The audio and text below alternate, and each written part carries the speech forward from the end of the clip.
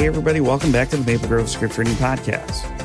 So last time we were in the direct appeal that Elihu is making to Job, where he's saying that God is wooing you from the jaws of distress to a wide open place. But right now you're carrying the judgment to do the wicked. So don't be enticed by riches. Don't long for the night or death. Stop choosing resentment over affliction. And then comes the pivot. God is exalted in his power. Who is a teacher like him? Remember to extol his work. All humanity has seen it. So that was the setup. And today, Elihu arrives at the argument that he has been building toward. We're in chapter 36, verses 26 through 33. This is where the knowledge from afar begins in earnest. So let me read through it. How great is God beyond our understanding? The number of his years is past finding out. He draws up the drops of water, which distill as rain to the streams. The clouds pour down their moisture, and abundant showers fall on mankind. Who can understand how he spreads out the clouds, how he thunders from his pavilion? See how he scatters his lightning about him, bathing the depths of the sea. This is the way he governs the nations and provides food in abundance. He fills his hands with lightning and commands it to strike its mark. His thunder announces the coming storm. Even the cattle make known its approach. How great is God beyond our understanding? The number of his years is past finding out. Everything that follows in this section and then into chapter 37 flows from this opening statement. Elihu is not making some modest observation. He is setting a frame. God is beyond our full comprehension, and his existence stretches back further than any human calculation can reach. The number of his years is past finding out. That is a statement about eternity, not just a long time. God doesn't have a timeline we can locate him on. He preceded everything, and he will outlast everything. And when you try to understand what he's doing in the world, you're bringing your very limited and time-bound perspective to something that operates on a scale that we simply cannot comprehend. And this matters for the argument about Job. Job has been pressing the case that something went wrong in God's government of the world, that the arrangement was unjust, that the innocent were suffering without cause.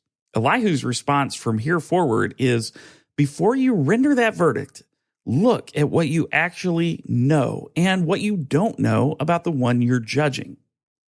He continues, he says, he draws up the drops of water, which distill as rain to the streams. The clouds pour down their moisture, and abundant showers fall on mankind. This is what Elihu means by knowledge from afar. He is looking at a natural phenomenon that every person in his world had observed, rain. And he's pointing to the staggering complexity of what God is doing through it. The water rises. How? Nobody in Elihu's time had the vocabulary of evaporation, but they could see that the seas didn't empty out, that the water somehow got back up into the clouds, and then it came down again as rain that fed the streams and the crops. The whole system operated in a cycle that no human hand arranged and no human mind fully understood. And God does this continually, everywhere on earth. He draws up the drops, he loads the clouds, and he pours them down on mankind. And it's not once, it's not occasionally, but this is an ongoing work that every field, every river, every cup of water depends on. So the argument isn't just God is big. The argument is, look at what is happening right above your head that you take entirely for granted. The water in every well you've ever drunk from went through a system that God maintains. When you eat bread, the grain that became it was watered by rain God arranged. The ordinary is gradually spread through with his continuous work, and almost no one thinks about it. He continues, he says, who can understand how he spreads out the clouds, how he thunders from his pavilion? So the image of the pavilion or the tent or dwelling, that's an old one. The clouds are God's covering, his canopy. The thunder comes from inside his dwelling. When a storm rolls in and the thunder fills the sky, what you're hearing is the voice from his house. Now, there's something awe-inducing about that image if you let it land. You've heard thunder. Everybody who has stood outside in a serious storm knows the way that it fills everything, not just your ears, but your chest. Like, there is a physical reality to it that no amount of familiarity quite takes away. And Elihu says that's his pavilion. That's the sound from his dwelling. He goes on. See how he scatters his lightning about him, bathing the depths of the sea. So you got a range here that's significant. Lightning flashes from the clouds and sky. And at the same time, the depths of the sea lie under his hand, the highest place and the lowest. He is Lord over both simultaneously. The lightning and the ocean floor are both under his command at the same time. He goes on, this is the way he governs the nations and provides food in abundance. So now Elihu is making the connection explicit. The weather isn't just a natural phenomenon happening independent of God's governance. It is his governance. The rain that waters the earth and produces the harvest is how he cares for populations. The storm that destroys crops or floods fields is how he judges. The same clouds that bring food in abundance can bring devastation. He governs the nations through rain and lightning and storm, not by accident, not as a side effect of running a weather system, but intentionally. The natural world and the historical world are not separate systems. God is working in both through the same agency. Now, this is part of what makes the question, why is this happening to me, so hard to answer from inside it. The governance is vast and complex. The same storm serves different purposes in different places for different people.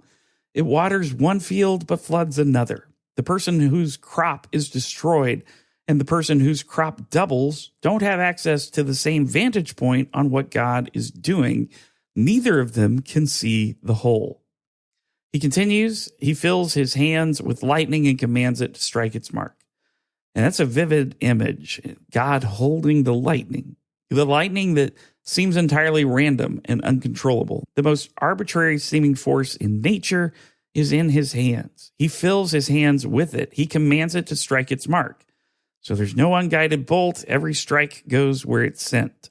The point is not to be frightening, though the image does have a bit of an edge to it.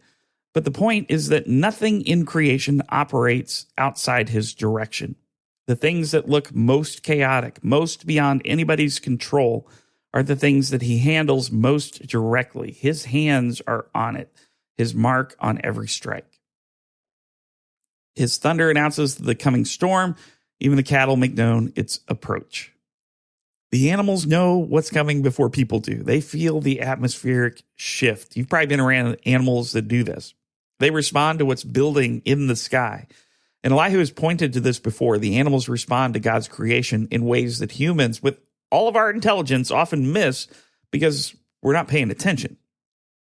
And there's something a little bit cutting in that observation at this point in the book. Job has been making arguments about God's governance, demanding answers, pushing for an audience.